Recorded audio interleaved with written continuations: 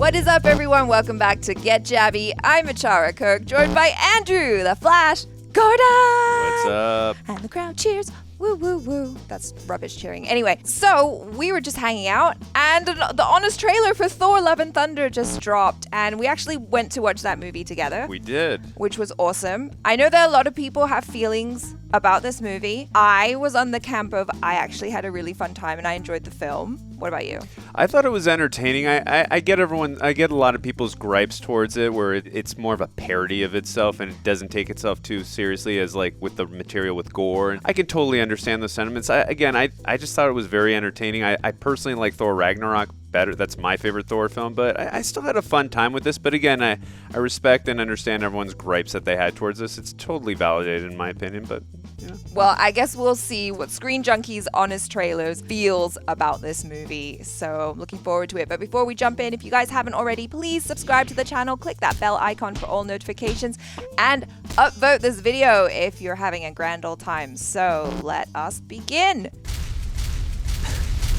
That awful Thor Love and Thunder movie. Oh so my easy God. to make a movie. So bad. Terrible. In a cinematic universe that's 14 years old, so no wonder they've entered their awkward phase, comes Taika Waititi's sequel to Ragnarok that feels a little, how should I put this, unfocused. Oh. Nice. Oh. Yeah, I guess he is working on a lot of Love things. He's and super Thunder. Ragnarok cranked up the comedy, drama, and color up to 11. Now, see what happens when you just keep cranking in a film with the joke rate of Family Guy, the plot of Fault in Our Stars, and the look of that time you shroomed at Dave & Buster's. Download the distress signal. I'm putting them down. That makes it clear Marvel is pushing their FX artists to the brink, only to get Yeah. publicly roasted by their millionaire bosses. Does that look real? In that particular shot, no, actually. Oh, Taika! I love the guy, but yeah. Listen, I guess it takes a certain degree of, I don't know what it is, confidence or a sense of humor to be able to roast your own videos or your own work. I feel really bad for the VFX artists. Yeah, no, definitely. I mean, they're under immense pressure, but when you're in a time rush, I mean, it takes time to do these things. And granted, I've never done VFX works, but I can imagine like it is not very easy to do this stuff. And I mean, when it's done right, it's impressive to behold. But to put them on time crunches, and there's usually three Marvel films a year plus all the TV shows. It's like you feel bad for these people, and then you see the reports that Marvel is very strict and really hard on them, and like get it done. It's like, man, I feel for these people. Yeah, they get paid nicely, but I mean. Yeah, at what point do you go, enough is enough? They're still human beings at the end of the day, so. Yeah. I like how we stopped on the Dutch angle of Kenneth Branagh, the first film. Yeah. That, oh my God, that movie was super Dutchy. Dutch. How much Dutch can you throw in? Anyway, let's see what they say. Thor find love, find a new weapon, and find himself. Now, watch him find excuses to run through the same character arcs all over again. Oh, really? As Chris Hemsworth tries to gosh. squeeze something new out of a role he's played for 10 years and 8 films. But there's nothing left for him to give except hang dong and be done with it. And flick. Nice. Okay, you can have a carb now. Flick too You can have a carb now. Well, at whatever different, more interesting movie Christian Bale is in, as he brings a menace to Gorr, the God Butcher, that comes from spending 4 hours in makeup while your co-stars waltz on a set in their PJs. He's on a quest to kill the gods themselves, and he'll kill exactly one of them on camera in self-defense. That's true. Placing him in the Marvel Hall of Fame of great actors wasted in disposable villain roles. And villains who are right, but Marvel heroes only fight to preserve the status quo. Go, child soldiers, go! Save those elites with your tiny little lives. Rounding out the fantastic Thor of heroes is Valkyrie, the king of New Asgard. She's sort of an alcoholic, That's essential. sort of a Viking warrior. You pretty much have to die in battle, otherwise you don't get into Valhalla. It's my plan. Yeah. I wish I could join you, but I'd probably die, and that won't help get the kids back. Oh my gosh! I didn't realize that was like the discrepancy there. Yeah, that doesn't make any sense at all. That totally went by me too, and I saw the movie twice in theaters. So wow. Okay, yes.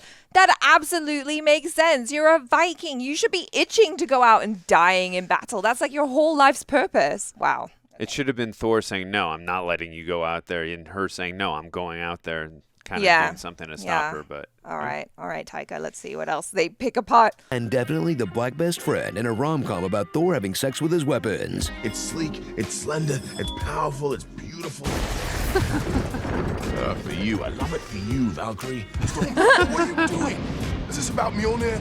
You moved on quick, didn't you? You're some piece of work. What? We were just talking. Must be hard for you to see your ex-girlfriend and your ex-hammer hanging out and getting on so well. We could. Yeah. The I know it's a music. little weird having my ex-weapon around, but come on, Mjolnir in the past.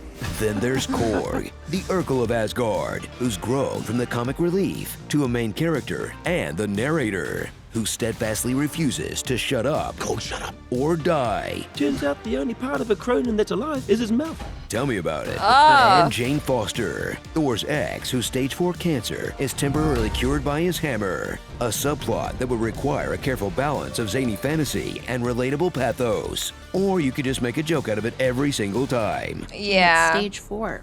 I have like, how many stages? 4. That we know about. Ha-ha. I thought maybe if science isn't working, maybe Viking space magic. Ha-ha. Something's affecting her body's ability to fight the cancer. I'm sorry, Thor. There's a joke coming, right? Some moron made a fridge without a door. Can you believe it? Ha! So lower your expectations for a candy-coated tumor held together by 100 screaming goat jokes. A But hey, candy-coated not every tumor. comic book film has to be so serious. Or connect to the larger narrative of the MCU. Yeah, I mean, there is that. Or bring a new dimension to favorite characters. Or introduce cool new heroes. Or build up a new big villain. Or have a central theme. Or smoothly shift between tones. Or explain what a god even is. Or have clearly defined stakes. Or make sense in general. Or be consistently funny. Or look good outside of action scenes. Or starring Bon God Van Dam. That was amazing. Jane, the version we wanted more of. A white Christian who hates polytheism. Test your might.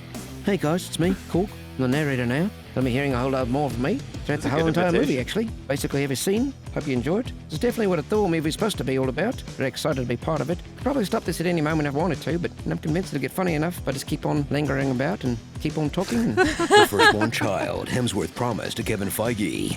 Chat eater. Hired guns. The Herc with a mouth. Thor the Dark World. And every streamer at a convention. Good to see you in person, buddy. That's so true. Chemo. Wow. okay. Wait, is Thanos fun now? He tried to murder half the universe. Isn't this like opening up a Hitler burger? That's true. This Brilliant. Oh, wait. comment is rated E for epic because I read it in my epic voice. Oh, cute. Mission report, December 16th, 1991. I got no respect. No respect at all. I'm not saying it was aliens, but it was aliens. Wow. Okay. I guess they really did rip that apart, huh? Yeah, I mean, they had some good material there. I mean, the Valkyrie one, I saw it twice, and that one really flew by me. Some of the other ones, I definitely, I heard so many other people having sentiments and gripes over, so I could totally get behind those. But the Valkyrie one, really, for some reason, I don't know why. I usually pick up on things like that, but I don't know why there was a discrepancy for me, at least, not picking up on that one. I think at some point I was just kind of like, oh, okay, this is the movie and I'm having fun and I'm not thinking too hard about it. Yeah. All of the things that they were saying, I'm like, yeah, I get it. But I had fun. I feel like I might be in the minority there. Maybe it's just because I've grown used to watching content that is just tonally mishmashed. One of the criticisms that he was making here was like the shift between tones wasn't even seamless, which I guess I can understand, but I guess I've just become used to watching that sometimes, and so I forgive it more. I'm like, okay, I see what you're trying to do. You're just having a good time. But it definitely felt like a very Taika Waititi film in the sense of it being just so quirky. In some of his other films, he kind of combines that with a lot of heart, and while there were definitely some moving moments in here for me, I'm easily affected by the schmaltz a lot of the time. So like if something emotional is happening, I totally latch onto that, and it's often not hard to get me to cry in things. So maybe that was it. It was a little bit like schmaltzy in that regard, and so I was like, oh no, Jane's dying. No, I agree, and I'm easily emotionally affected as well. I mean, even at the beginning of the film, I'd say this and I mean, hard to compare, but I would say this and Guardians of the Galaxy really hit me with a gut punch at the beginning of the film. Star-Lord's mother, where she passed away, I was like, oh my god, why am I crying so much? The movie just started. And then obviously at the end with Jane, I mean, just because we had gone on a journey with her, she wasn't in Thor Ragnarok, but we gone on the first two films with her, and then there's this emotional relationship and this investment in the character, and obviously if you're a fan of the comics, it was pretty similar to the comics in terms of the cancer and then her becoming female Thor and all that. I mean, look, I'm with you where I can get behind that as well, and I felt that as well, and I thought there was a pretty decent balance. Yeah, there were times where I'm like, hey, with the material we're dealing with cancer and with Gorr, it's very dark and moody and all that, and we got to strike a little more of a balance here. But I'm glad at the minimum, Taika Waititi got to have his freedom. I wish more filmmakers would get that. Maybe again, I'm not a filmmaker. I've never made a film other than ones in school, so I can't imagine how hard the process is, writing it down on paper and then actually filming it and then the editing and all that. But it's a lot easier to look after the fact and say, hey, you should have done this, you should have done that. And I still thought he made a very entertaining film. There were definitely times where, when I was watching with you guys when we were at the press screen, where I was just balls out laughing like really crazy, which I mean I was happy with. I'm always happy to laugh in a movie, but I can understand with the cancer and with Gorr. I would have definitely liked a little, because I thought Christian Bale was so good in this movie. I just would have liked maybe a little more focus on him. Maybe just a couple scenes of him like actually butching gods and stuff like that. So but again, those are just minute complaints for me. I still had a great time when I watched this movie. It's, if anything, it makes for a good honest trailer. Yeah, absolutely. So you guys, thank you so much for hanging out with us, and please subscribe if you haven't done so already. Follow Andrew on the social media, and we will catch you next time. I'm ACHARA KIRK. This is Andrew Flash Gordon. Ciao.